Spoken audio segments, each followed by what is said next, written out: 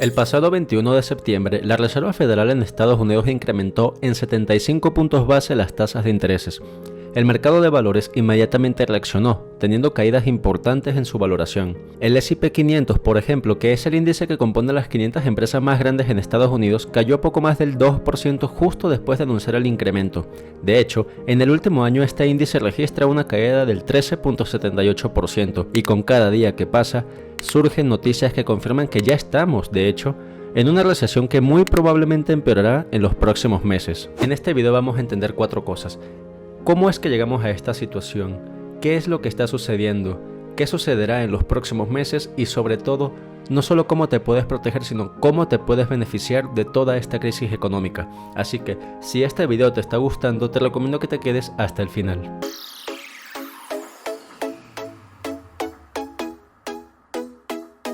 Ok, entendamos primero cómo llegamos a esta situación, y esto se puede explicar por todas las medidas económicas que se han tomado desde la pandemia. Como sabes, con la pandemia la economía sufrió un proceso de estancamiento, los negocios cerraron y las personas fueron confinadas a sus casas. Con esta nueva realidad, naturalmente, se consumían menos productos y servicios.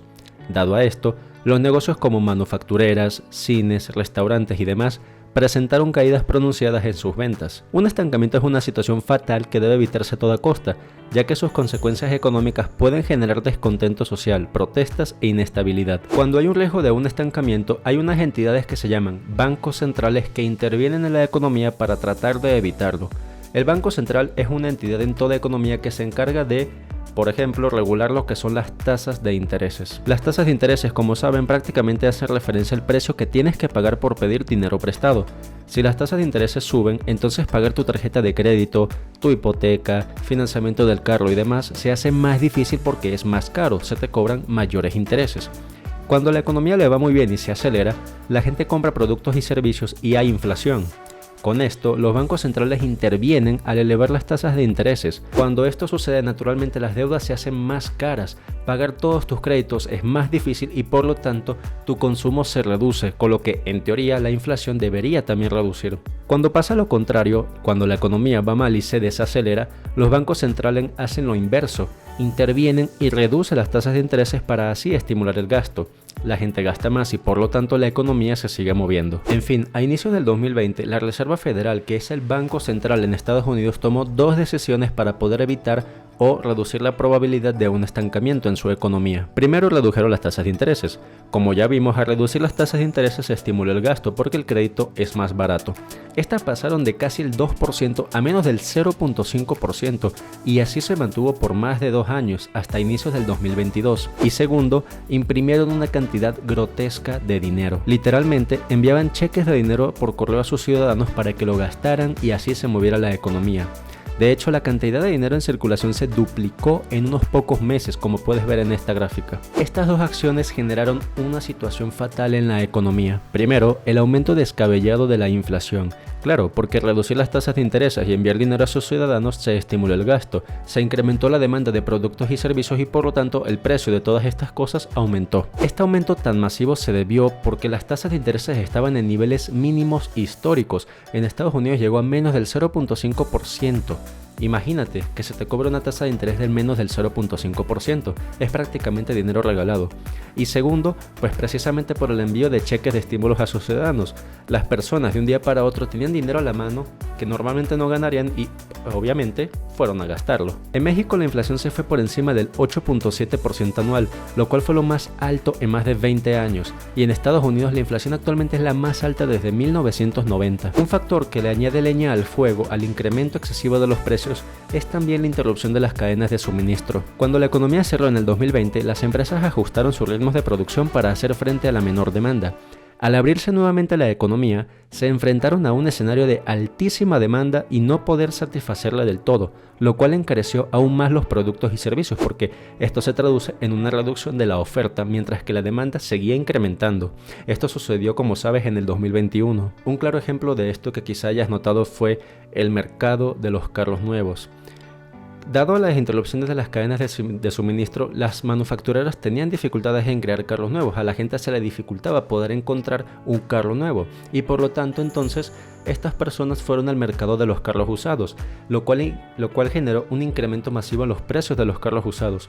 De hecho, no sé si lo hayas notado, pero había situaciones en las cuales un carro usado era más caro que el correspondiente carro nuevo, lo cual fue honestamente una locura. Esto también lo puedes apreciar en el mercado hipotecario. El precio de las casas en el año 2021 incrementó en casi el 20%, todo esto en menos de un año. En fin, el punto es que entre el año 2020 y el año 2021 se generó una burbuja financiera motivada por las bajas tasas de intereses y por el envío de cheques de estímulo a los ciudadanos. Con esto se generó la inflación excesiva. Y te preguntarás, ¿qué hicieron los bancos centrales ante este aumento en la inflación? Correcto, aumentaron las tasas de intereses, que es lo que está sucediendo actualmente. En México, por ejemplo, las tasas de intereses se han aumentado en más del doble, pasando de un 4% a finales del 2021 a casi el 9% actualmente. En Estados Unidos la situación es incluso peor, habiendo aumentado en más de 7 veces, llegando a casi el 3.5% luego de estar en menos del 0.5%. Prácticamente los bancos centrales ahora están en una situación en la que están desesperados por bajar la inflación a toda costa, y esto lo hacen subiendo las tasas de intereses. No obstante, subir las tasas de intereses tiene un gran problema.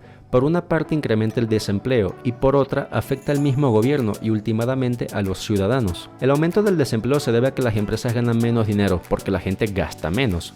Si las empresas ganan menos dinero, tienen que despedir a personal como una medida de mantener sus márgenes de ganancia o minimizar sus pérdidas. Por otra parte, también mencionamos a que afecta al gobierno. Y tú te preguntarás, ¿y eso qué tiene que ver conmigo? Bueno, por una parte entendamos por qué afecta al gobierno. Esto afecta al gobierno porque el gobierno también tiene deuda. Todos los gobiernos de todos los países del mundo tienen deuda porque la deuda es un instrumento a partir del cual pueden obtener dinero para financiar proyectos que, idealmente y en teoría, generan un incremento en el dinero y por lo tanto un retorno a la inversión de esa deuda. Si las tasas de intereses aumentan, quiere decir que las deudas del propio gobierno también son más caras. ¿Y por qué te afecta a ti? Porque ¿de dónde crees que el gobierno obtiene dinero? De los impuestos. Si el día de mañana tienen que pagar más intereses, van a tener que incrementar los impuestos y por lo tanto vas a tener tú menos dinero disponible. Y si a esto le añades alta inflación, desempleo y subida de tasas de intereses, la verdad es que la situación no pinta nada bien. Es precisamente en esta situación cuando entramos en una recesión. Estados Unidos, de hecho, ya se encuentra en una recesión porque ha tenido 2 periodos consecutivos de crecimiento negativo en su Producto Interno Bruto. En México la situación es algo distinta porque México no ha tenido crecimiento negativo en su Producto Interno Bruto.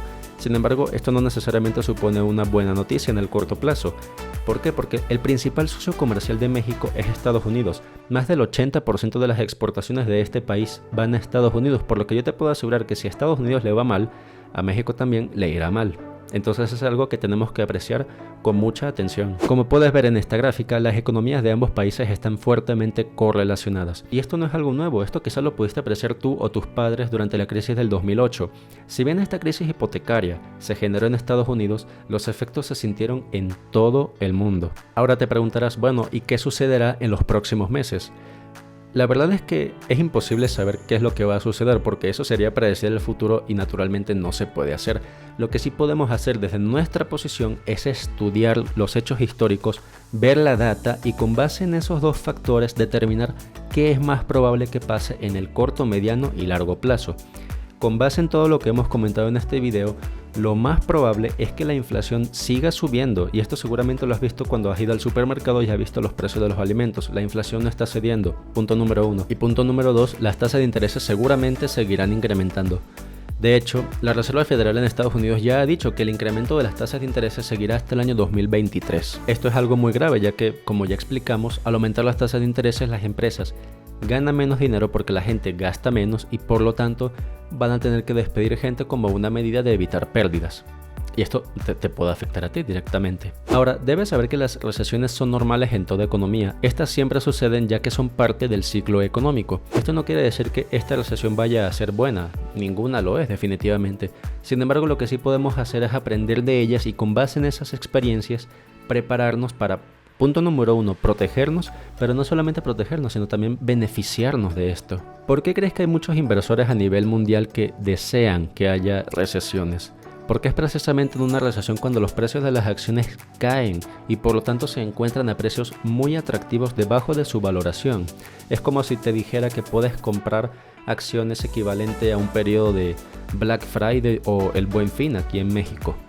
Entonces vamos a ver una serie de pasos, son 3 pasos a partir de los cuales te puedes proteger y hacia el final veremos cómo te puedes beneficiar con una de las inversiones más atractivas y seguras al día de hoy. Primero, para protegerte, paga tus deudas y evita endeudarte por cosas que no supongan un retorno a la inversión. Con la subida de las tasas de intereses cada vez más se te cobrarán más intereses si tienes deudas, entonces prioriza pagarlas antes de que éstas sigan subiendo.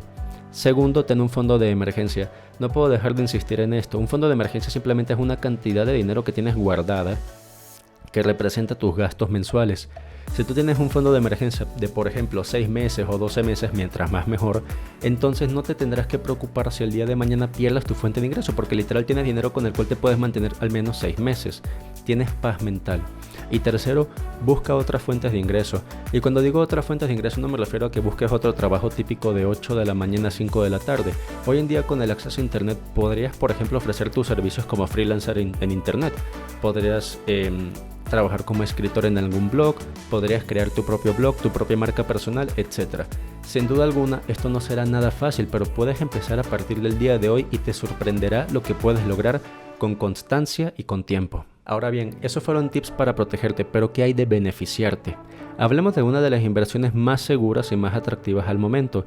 Estos son los CETES. Los CETES, como saben, son certificados del gobierno, son bonos gubernamentales y como tales están respaldados por el propio gobierno, por lo que la probabilidad de que algo salga mal es muy baja. Esto no quiere decir que no son arriesgados, sí lo son, todo instrumento de inversión tiene su riesgo, solo quiere decir que son de muy bajo riesgo porque están respaldados por el propio gobierno. Hoy en día, la tasa de CETES a 12 meses está en poco más del 10%, y si las tasas de intereses a nivel mundial van a seguir incrementando, ¿qué crees que le van a pasar a los CETES? Así es, van a seguir incrementando de rendimiento. Entonces esta es una excelente inversión, sobre todo si no tienes el tiempo o la disposición de estudiar y de leer a detalle otras acciones que están en el mercado para invertir. Sin duda alguna, si tienes que elegir entre tener tu dinero en el banco versus tenerlos en CETES, tenlo en CETES. Tu misión en estos tiempos es al menos proteger el valor de tu dinero con el paso del tiempo y los CETES pueden ser una opción muy buena. En fin, en este video vimos cómo llegamos a esta situación económica, qué es lo que está pasando, qué es muy probable que pase los siguientes meses y cómo te puedes proteger y sobre todo beneficiar en esta situación. Mi nombre es Francisco García, muchas gracias por estar aquí y nos vemos en otro episodio de Finanzas y Mejora Continua. Hasta pronto.